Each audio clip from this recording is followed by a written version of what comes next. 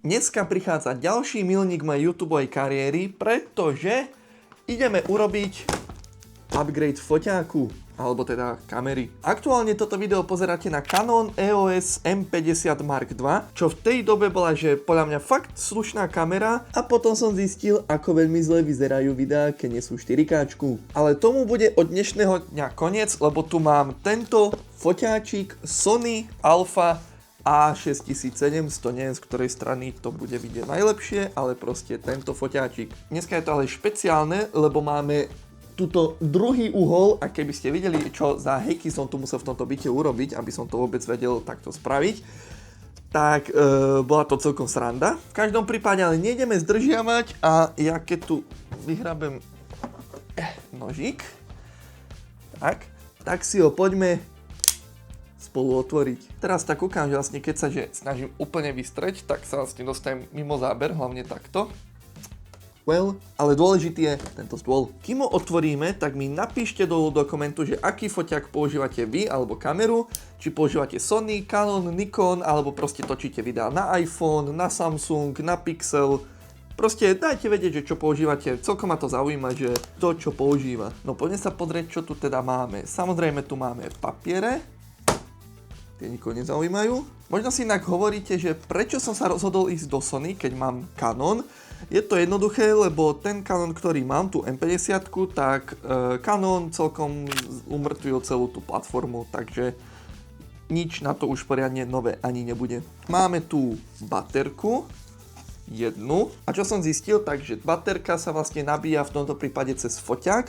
Vy nedostanete ani len nabíjačku na tie baterky, niečo takéto proste nedostanete. Takže to bude aj akože celkom zaujímavé to nabíjať, kým mi nepríde nabíjačka na tie baterky. Čiže to máme baterku a bol tu potom ešte tento strap, ktorý vlastne ani nepoužívam. A ďalej tu máme foťák a to je všetko. Viac tam toho proste nie je. Zaujímavý papier, že ono je to vlastne viac papier ako nie, alebo respektíve ako plast alebo dačo. No, tu máme túto krásku, čiže jednu vec, čo som zistil, ježiš, toto mi bude takto chrastiť, to budem musieť dať dole alebo dačo. Čo som zistil pri tomto foťáku, ja som si myslel, že to vyklapanie, ten systém bude vlastne, že takto, že sa bude takto vyklapať displej a budem ho vedieť vyklopiť hore, lebo A6400 to tak mala, aj 6100 a potom som videl unboxing a zrazu som zistil, že to je vlastne takto. Alternatívny foťák, ktorý som chcel namiesto tohto, bol Sony ZV-E10 2, ako druhá generácia.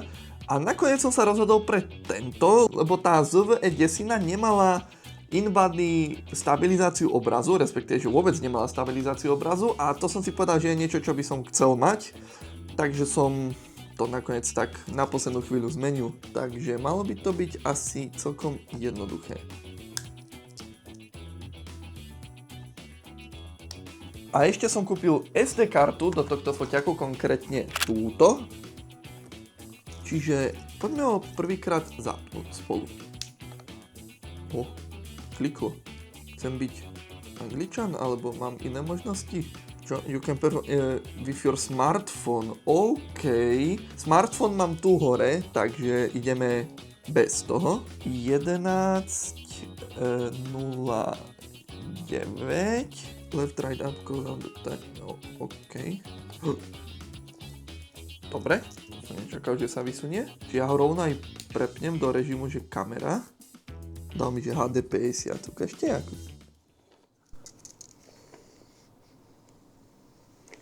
Dosť hlučný je ten objektív, na tom Canone bol úplne tichučky a tu počuť tú mechaniku, jak sa hýbe.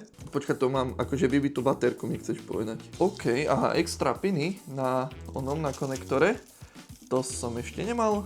No, čiže tu môžete vidieť môj bordel pod počítačom, alebo teda pod stolom, že tu mám počítač.